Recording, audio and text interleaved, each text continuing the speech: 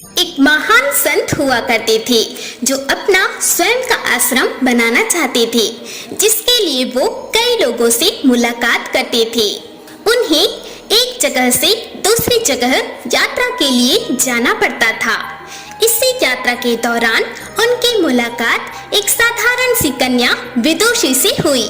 विदुषी ने उनका स्वागत किया और संत से कुछ समय कुटिया में रुककर आराम करने की याचना की। संत उसके मीठे व्यवहार से प्रसन्न हुए और उन्होंने उसका आग्रह स्वीकार किया।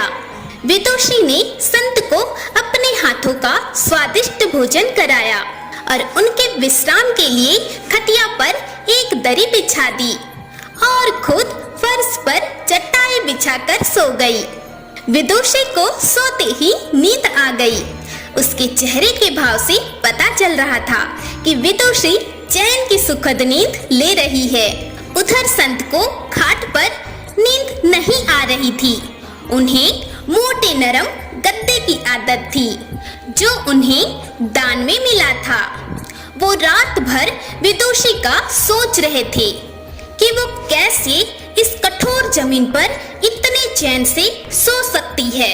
दूसरे दिन सवेरा होते ही संत ने विदुषी से पूछा कि तुम कैसे इस कठोर धरा पर इतने चैन से सो रही थी। तब उसने बड़ी सरलता से उत्तर दिया, हे गुरुदेव, मेरे लिए मेरी ये छोटी सी कुटिया एक महल के समान ही भव्य है। इसमें मेरे श्रम की महक है। अगर मुझे एक समय भी भोजन मिलता है तो मैं खुद को भाग्यशाली मानती हूँ। जब दिन भर के कार्यों के बाद मैं इस धरा पर सोती हूँ तो मुझे माँ की गोद का आत्मीय एहसास होता है। मैं दिन भर के अपने सत्कर्मों का विचार करते हुए चैन की नींद सो जाती हूँ। मुझे एहसास भी नहीं होता कि मैं इस कठोर धरा पर सो रही हूँ। ये सब सुनकर संत जाने लगे। तब विदुषी ने पूछा, हे गुरुवर, क्या मैं भी आपके साथ आश्रम के लिए धन एकत्र करने चल सकती हूँ? तब संत ने विनम्रता से उत्तर दिया, बालिका, तुमने जो मुझे आज ज्ञान दिया है उससे मुझे पता चल गया कि चित्त का सुख कहाँ है। अब मुझे किसी आश्रम की इच्छा नहीं रह गई है। यह कहकर संत वापस अपने देश लौट गए और एकत्र किया धन उन्होंने गरीबों में बांट दिया और स्वयं एक कुटिया में रहने लगे।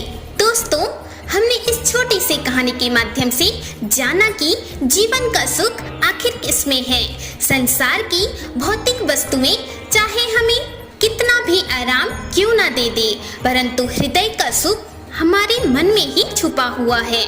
दोस्तों, क्यों ना हमें संसार की सारी भौतिक वस्तुएं प्राप्त हो जाएं, परंतु हम तब तक सुखी नहीं रह सकते जब तक कि हमारे हृदय में आत्म संतोष ना हो। हर हर महादेव।